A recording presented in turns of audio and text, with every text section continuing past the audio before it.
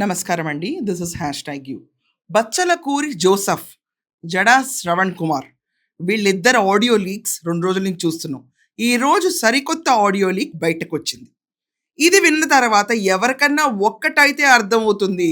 వచ్చే వైసీపీ ప్రభుత్వంలో ఒకే ఒక డిప్యూటీ సీఎం పదవి ఉంటుంది. ఆ పదవి నాకే వస్తుంది అని చెప్పి జడా శ్రవణ్ కుమార్ చేసిన వ్యాఖ్యలు, నాకే అంటే యెస్ అని చెప్పే వ్యాఖ్యలు ఈరోజు సంచలనంగా మారినాయి. రేపొద్దున ప్రభుత్వం నేను ఉప ముఖ్యమంత్రిగా ఉన్నాను అనుకో, ఎవరు చేసుకుంటాను నేను మనవాళ్ళ కాక వీళ్ళ జగన్మోహన్ రెడ్డి ఉద్దేశం కూడా ఏంటి అంటే పుష్పశ్రీ వాడే ఉప ముఖ్యమంత్రి ఉందా?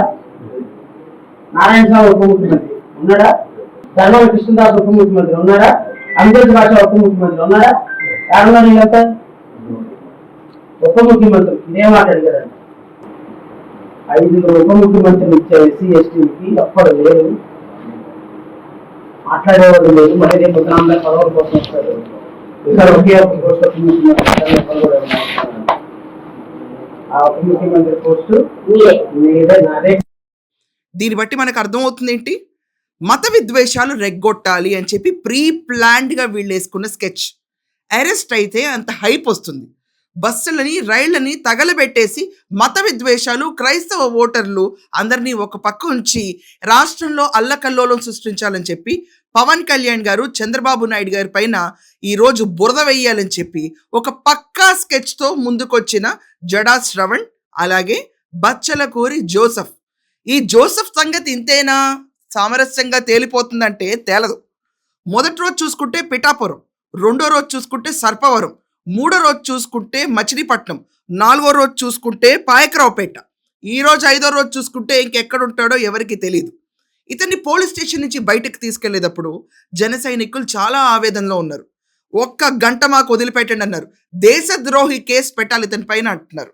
వాళ్ళ ఆవేదనని ఎక్కడా తోసి పక్కన పడేయలేం. ప్రశ్న రావణనేవాడు పిచ్చోడు, ఆయన్ని మెంటల్ హాస్పిటల్లో చేర్పించాలి. అలాగే దేశద్రోహం కేసు పోలీసులు స్వయంగా పెట్టి అంటే దేశం దాటించేయాలి. ఇంకొక అరగంట టైం ఇస్తున్నాం. మచిలీపట్నంలో మాత్రం ఆడుంటే మేము 1కి 10 అవుతాం. ఆయన మాత్రం సేఫ్ గా మీరు తీసుకెళ్తారని మేము హామీ ఇవ్వలేము, ఎందుకంటే మాకు ఇది ఆవేశం.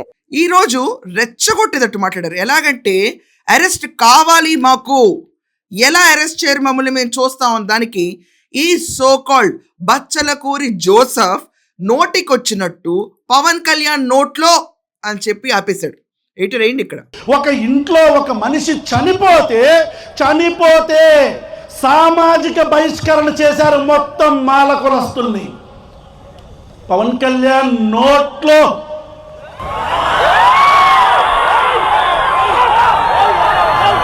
ఇలా రెచ్చగొట్టే ప్రసంగాలన్నింటినీ ఏలూరు వేదికగా చేసుకుని వీళ్ళు చేశారు ఒక పక్కా స్కీమ్ స్కెచ్తో. ఇది కాకుండా జడా శ్రవణ్ కుమార్ తను చేసే వ్యాఖ్యల్లో ఏమంటున్నాడు ఇప్పుడు కొత్తగా, పవన్ కళ్యాణ్ గారి పైన చేసిన వ్యాఖ్యల్లో ఈరోజు బచ్చలకూరి జోసెఫ్ బొక్కలో కూర్చుంటే బెనిఫిట్ అయ్యేది ఖచ్చితంగా జగన్మోహన్ రెడ్డి గారే కదా, ఆయన ఎందుకు వచ్చి మాట్లాడరు అంట. దే ఆర్ ఇన్వైటింగ్, ఇంకా తీసుకొచ్చి మత విద్వేషాలను రెచ్చగొట్టండి అంట. ఏమండి ఇక్కడ ప్రతి ఒక్కరికి అర్థం కావాల్సింది, ఇప్పుడు మీరు వింటున్న ఆడియోలో ఎవరిది తప్పు ఎవరిది రైట్. మీరు అడగాలనుకుంటే మేము ఢిల్లీకి కూడా వెళ్ళాలి. నిజంగా లక్ష అనుకోండి, నా టైం నిజంగా ట్రైన్ తగ్గబెడతాను ఏంటంటే తీసుకెళ్ళి పంపించారా. అలా చేయగల కమిట్మెంట్ క్యాండిడేట్ మనం కంపల్సరీ ఎంచుకోవాలి.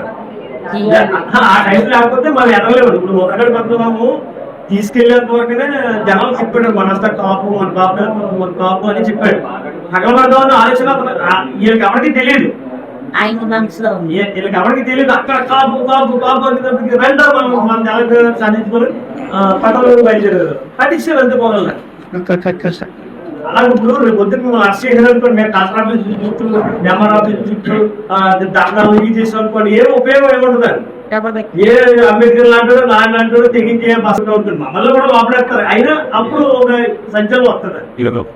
ఆ టైం వస్తుంది మనం ప్రిపేర్ అవుతే వర్కౌట్ అవుతుంది.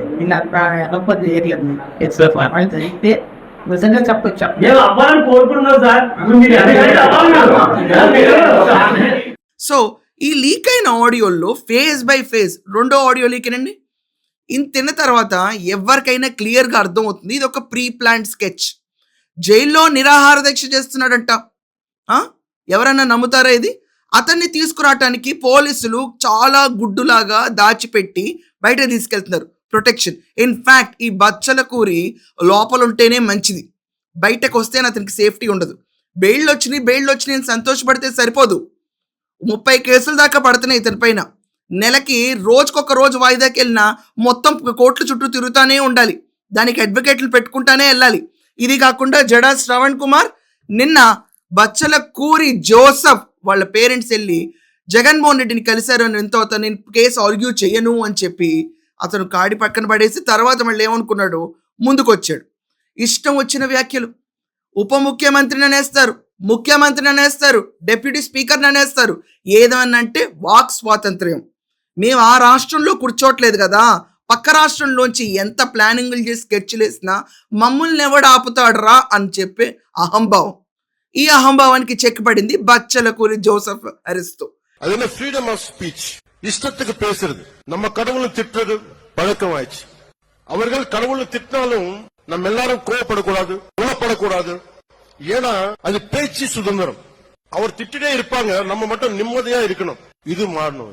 This has to change.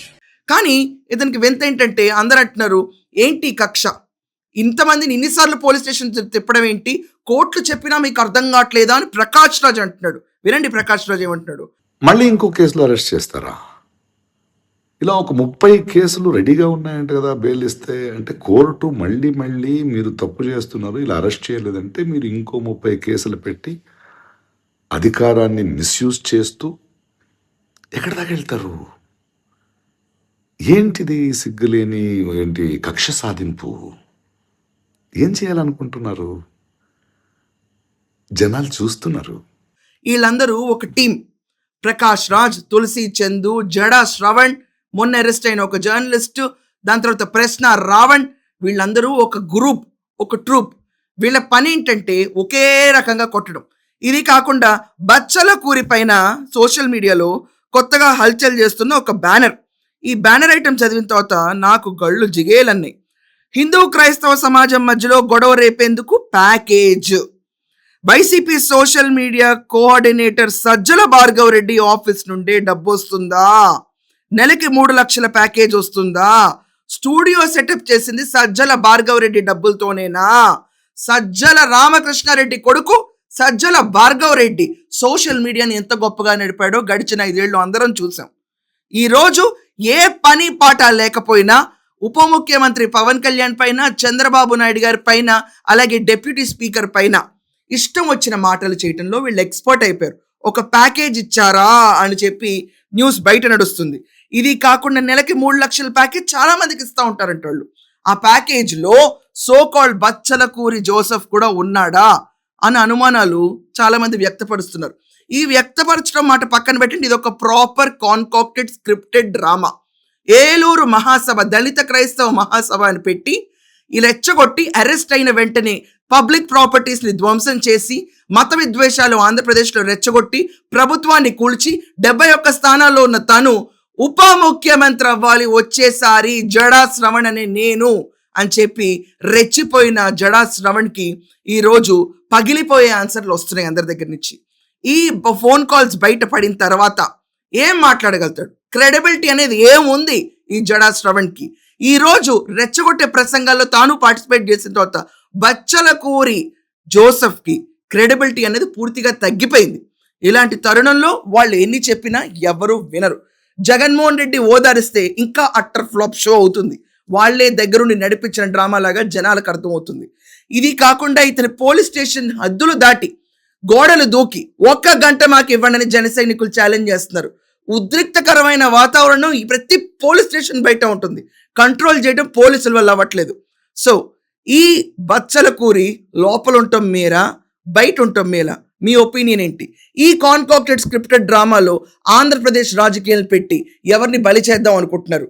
దీని గురించి మీ ఒపీనియన్స్ ఖచ్చితంగా రాయండి. That's all for now. Thank you.